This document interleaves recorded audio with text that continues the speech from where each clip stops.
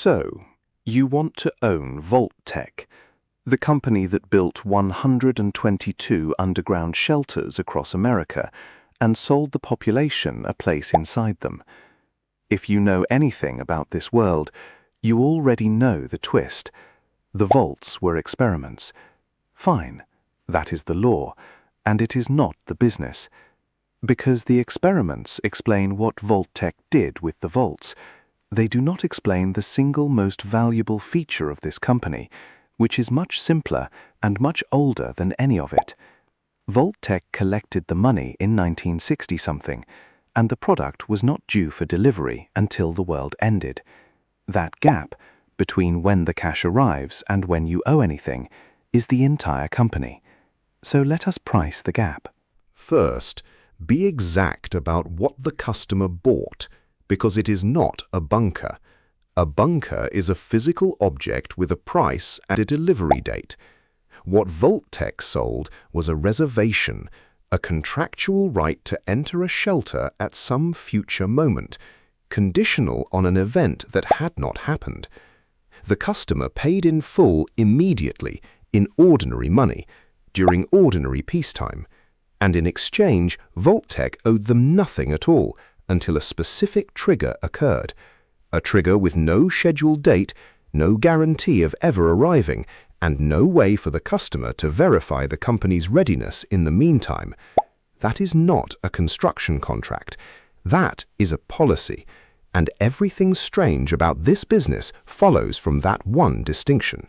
So, price the physical side first, because it is the part everyone assumes is the business. Real underground shelters exist and are sold today, so we have genuine numbers. At the cheap end, a converted military bunker with surrounding land runs about $75,000 as a one-time purchase, with annual ground rent of around $1,000 on top. A shared suite in a converted European facility starts near $38,000 per person. At the luxury end, a half floor in a converted missile silo starts at $1.5 million, and the penthouse runs $4.5 million. One purpose-built private shelter model is listed at $8.33 million. These are real prices paid by real people for exactly this product. Now scale that. Vault-Tec did not build one shelter. It built 122 of them, each designed to hold roughly 1,000 people, sealed, self-sufficient, and expected to run for generations without resupply. That is a target population of something like 120,000 residents. At the modest end of real shelter pricing, $75,000 a head, that alone is a $9 billion program. And these are not converted silos with a generator. They are engineered closed systems with power, water recycling, agriculture, medical facilities, and a design life measured in centuries, which sits far closer to the luxury end of that range than the cheap end. The construction bill here is not billions. It is comfortably into the hundreds of billions. Which raises the obvious problem, and its solution is the whole trick. Nobody funds a hundreds of billions program out of pocket and waits. So look at when the cash actually moves. The reservations were sold years, in many cases decades, before the event they insured against. That money arrived immediately and in full into Vault-Tec's accounts during a long stretch of ordinary peacetime in which the company owed absolutely nothing to anybody. In accounting terms, that is deferred revenue, money you are holding but have not yet earned, and it sits on the balance sheet as a liability. But a liability you will not have to settle for 30 years is not really a liability in any practical sense. It is capital, and you have it now. And there is a precise name for this, from the industry that perfected it. It is called float. The best-known explanation of it in modern finance is blunt. Float is money we hold but do not own, arising because premiums are received before losses are paid, an interval that sometimes extends over many years. You collect the premiums now, you pay the claims later. And in the gap between those two events, you get to invest somebody else's money entirely for your own benefit. At a single large insurance group, that float reached roughly $176 billion, having grown from about $114 billion less than a decade earlier. That is not their profit. That is the pile they get to hold and invest on the way to eventually paying it out. And the reason financiers describe float in almost reverent terms is worth stating precisely, because it is genuinely unusual. Ordinary capital costs money. If you borrow to invest, you pay interest, and you must clear that interest before you have made anything. Float has no interest, and if the insurer's underwriting is profitable, meaning premiums exceed claims and costs, then the cost of that capital is not merely zero, it is negative. The description used for this is that it is better than free money, because the policyholders are effectively paying you to hold their money. You have an enormous investable pile, you paid nothing to obtain it, and the people it belongs to are the ones who compensated you for the trouble. Now hold Vault-Tec against that benchmark, because it wins on every single variable. A normal insurer's float has an interval measured in years, occasionally many years, but claims do arrive, continuously and predictably, and the money must be kept liquid enough to pay them. Vault-Tec's interval is not measured in years, it is measured in decades, and its end date is not merely uncertain, it is unknowable in principle. No claims trickle in. Nobody rings up wanting partial settlement of a nuclear apocalypse. There is exactly one claim event for the entire book of business. It happens to every policy simultaneously, or it never happens at all. Which means the money does not need to be kept liquid for a single day. And now the second half, which is the half nobody prices. What happens if the claim never comes at all? In retail, there is a word for money collected against a promise that is never redeemed. It is called breakage, and it is a real, budgeted, accounted-for revenue line. On gift cards, the industry works with estimates from around 3% unredeemed at the conservative end, up to figures in the 10 to 19% range for balances outstanding at any given moment. Businesses with no history of their own are advised to assume somewhere between 5 and 10%. In 1 year alone, consumers loaded around $98.6 billion onto gift cards and left roughly $3 billion of it unspent. So apply that to Vault-Tec, and the number becomes absurd. A retailer works with breakage of 5 to 10% and treats that as a meaningful profit contributor.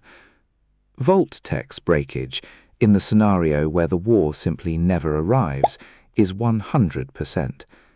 Every reservation ever sold becomes pure retained revenue against a product that was never delivered, and no customer has grounds to complain because the contract was explicitly conditional and the condition was not met. There is no refund clause on a policy whose trigger did not occur, any more than you demand your fire insurance back because your house did not burn down. A business with a 100% breakage rate is not a business with a risk. It is a business with an outcome it is indifferent to. And there is a second buyer, which is where the experiments finally become relevant. The Vault program was not funded out of consumer reservations alone. It was a government-backed undertaking, and the state pays for things for its own reasons, which means the same physical asset was sold twice, to two entirely different customers, for two entirely different products. The public bought a place to survive. The government bought a controlled, sealed, long-duration environment containing a known population, monitored continuously, from which data could be extracted. That is the part of the law everybody already knows, and framed correctly, it is not the scandal of this company. It is a second revenue stream on an asset that had already been paid for by somebody else. which gives you the actual structure, and it is remarkable. The construction is paid for by a government contract.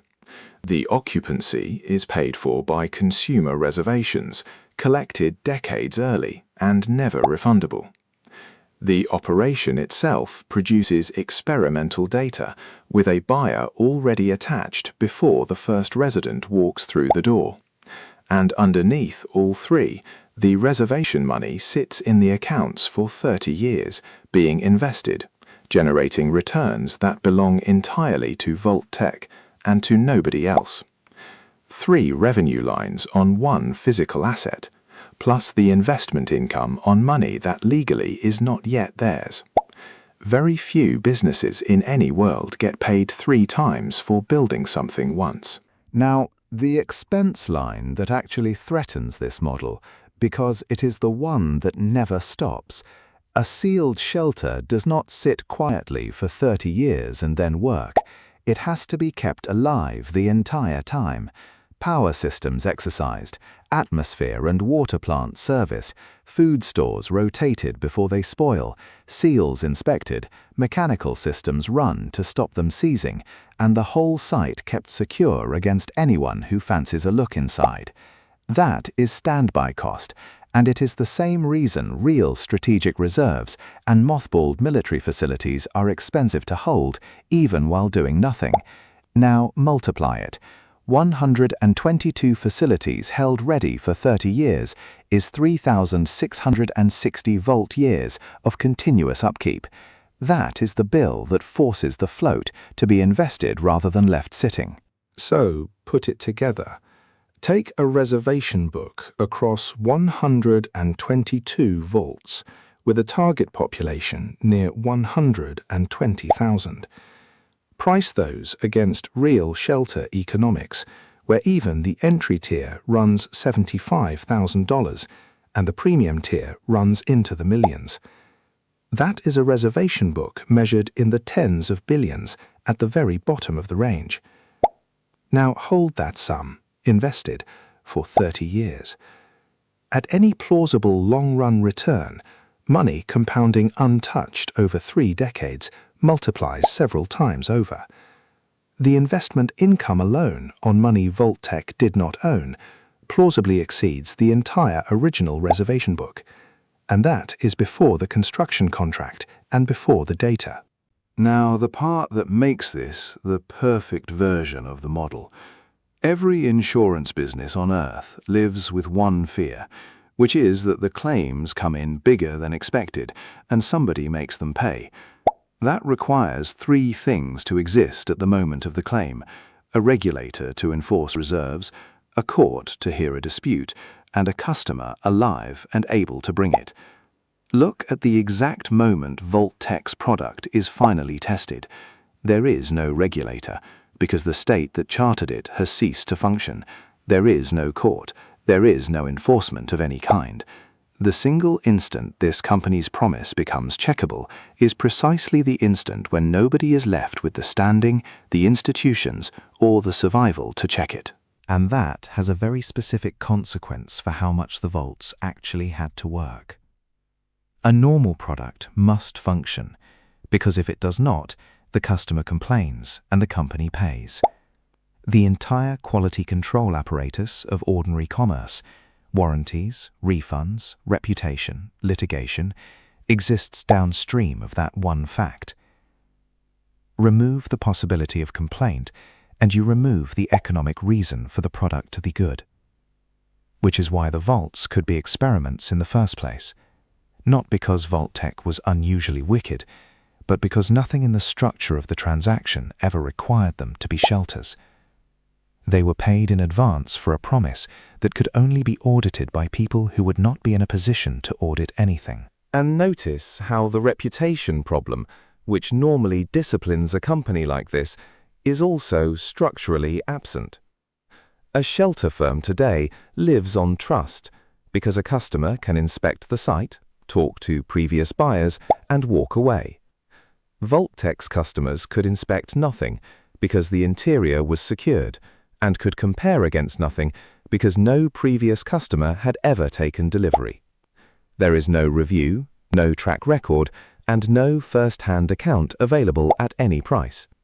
The product had never once been used, which is the rarest position in commerce, selling something at scale that no living person has ever received, in a market where being unable to demonstrate the product is not a weakness, but the defining feature of the category. Which means the actual input to this business is not concrete or steel, it is perceived probability. Nobody buys a shelter because shelters are good.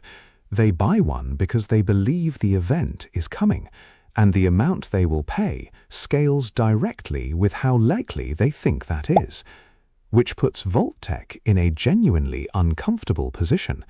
Its revenue does not depend on the war happening. It depends on people believing the war might happen continuously for 30 years without interruption. If public anxiety ever falls, two things happen at once. New reservations stop selling, and existing customers start asking why they are holding an expensive contract for an event nobody expects. So a meaningful share of the marketing budget is not selling shelters at all. It is maintaining the conditions under which shelters are worth buying. So map the floor, because this is not a riskless business. It just carries a very strange risk. Everything above depends on the float staying invested in something that survives the event. A normal insurer's assets are claims on a functioning economy, government bonds, equities, property. Every one of those instruments is a promise made by an institution, and every one of those institutions is inside the blast radius of the event Vault-Tec is insuring against. On the morning after, the reservation money is still there in the ledger, denominated in a currency issued by a government that no longer exists, invested in companies that no longer trade. The float does not get paid out. It evaporates at the same moment the claim arrives. Which produces the genuinely strange shape of this business, so let us be precise about it.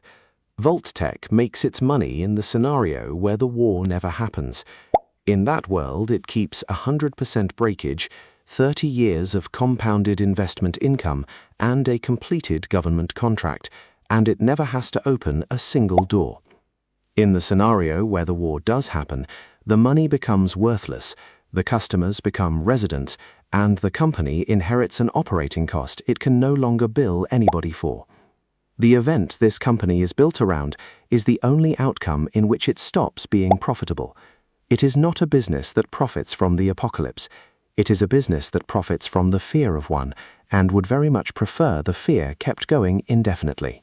And there is a second flaw hiding inside the first, which any treasurer would spot immediately. The float only works if you do not have to give it back early. A normal insurer manages this with reserves, liquidity requirements, and regulatory oversight, all designed to guarantee the money is there when claims arrive. Vault-Tec has no such discipline imposed on it, which is an advantage right up until the moment it becomes the whole problem. If reservations ever needed to be refunded at scale, because of a scandal, a lost contract, or public confidence collapsing, the money is not sitting in a vault.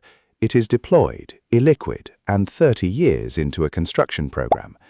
The same structure that makes this the best cash business imaginable makes it completely unable to survive being asked for its money back. So close the book.